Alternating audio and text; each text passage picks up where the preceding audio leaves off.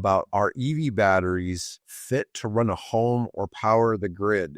Some car brands are saying no, meaning the car can charge the home and you have energy coming from the solar panels to the car during the day.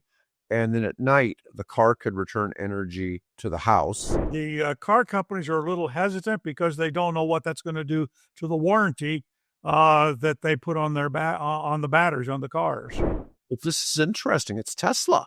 Tesla's the one that's a pain. They don't want to have to go in and replace a battery under warranty because the battery was abused.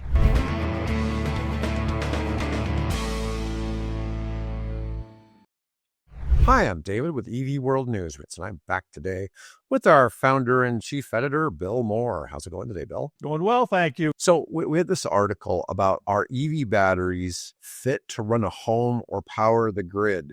Some car brands are saying no.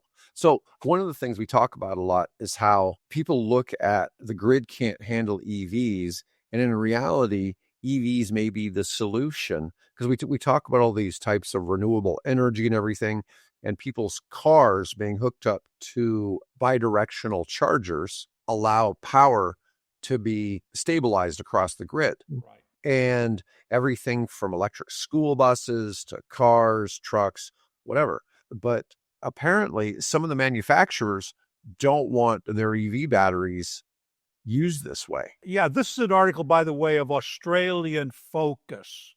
So this is that's kind of I would assume it applies to other non-Australian, entities, but this particular one focuses on Australia. Australia is kind of ahead of us. Okay, they're a country population-wise similar to California. Probably, I assume EV adoption is probably similar to California, but I don't know how much it really is. Interestingly, most of those cars are coming out of China anyway.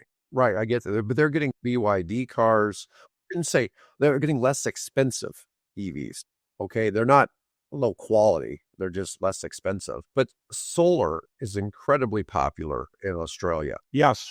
So far more homes in Australia use solar in the United States. So in the example here in the picture, you see the home, it's got solar panels on the roof, has a bi-directional charger, meaning the car can charge the home. And you have energy coming from the solar panels to the car during the day. And then at night, the car could return energy to the house. You also see over here, here's a light pole and transmission lines running away. You also have power coming from the grid to power your house at night, charge your car. So what happens is you get in these situations where you can use energy arbitrage. So the idea is that you are supplying energy to the grid when it's normally expensive, and you're taking energy from the grid when it's cheap. You're also supplementing it in Australia predominantly with the solar panels. There ends up being an issue with this, and I'm not sure which, does it get into the weeds of which companies are pushing back on this? It really doesn't. That the focus here is that I saw was basically how the government down there has become, I think it's their minister Bowen, Chris Bowen, I believe is the name, is very supportive of this in contrast to other countries where it's not. So there's a push to get a wider adoption, but as you're right, the car companies are a little hesitant because they don't know what that's going to do to the warranty that they put on their on the batteries on the cars. Well, this is interesting. It's Tesla. Tesla's the one that's a pain. So the Cybertruck supports charging output beyond 12 volts, which is the Cybertruck. There's third-party equipment that allow you to charge your home, but Chapman says doing this will avoid the warranty of a car worth more than $100,000. They're reluctant to have you, at least some of the cars Tesla sells in Australia, they don't want used to do V2G.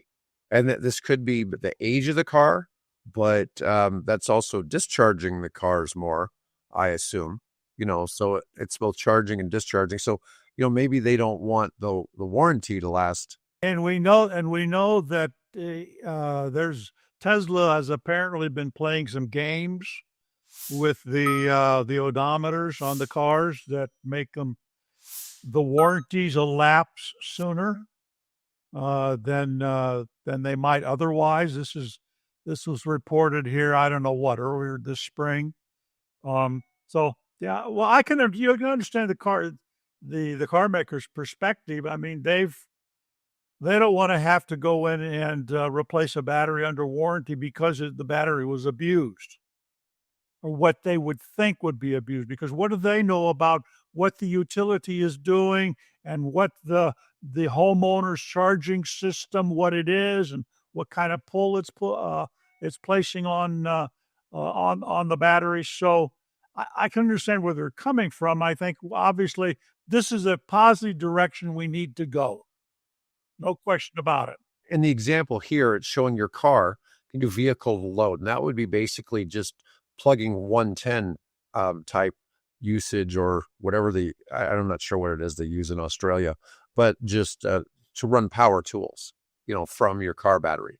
Pretty much, you may need an adapter, but pretty much most EVs have some ability to do this if you have the adapter to hook up to your charging cable or your charging port. But the next level then is vehicle to home. And that's what I was saying, where you could power your home in a power outage, or you could power it at night or whatever. But then the third is vehicle to grid. And that's where I was talking about arbitraging energy back and forth with the grid that would help pay for your car. Maryland, for instance, the United States has already approved this.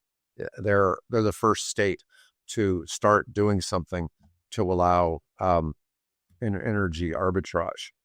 But yeah, I thought this was just, I guess I can see from the manufacturer's perspective about, wanting. Well, I would assume at some point the IEEE, is that correct? I think International Electrical. Anyway, the trade groups that are involved in this will probably, take this up if they haven't already, and look into what is impacted and how the algorithms and the software and things can be adjusted to make this a possibility. In talking about solar, right? You got a solar farm or a wind farm has to have battery backup. Why? If you've got in an area that's got 100,000 electric cars, that's your battery backup. Right. Well, one of the things too, Tesla sells their Powerwall batteries. So they do sell EV batteries for you to use to power your home. And I guess they'd also rather sell that too. So, I mean, that's another income source for Tesla. The clip you just saw was part of our live podcast.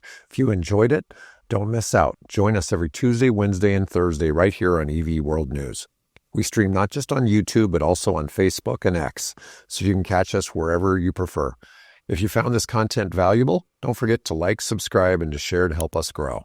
If you'd like to support our work, please consider becoming a YouTube member. It really helps us bring you the latest EV news and insights. I'll see you in the next one.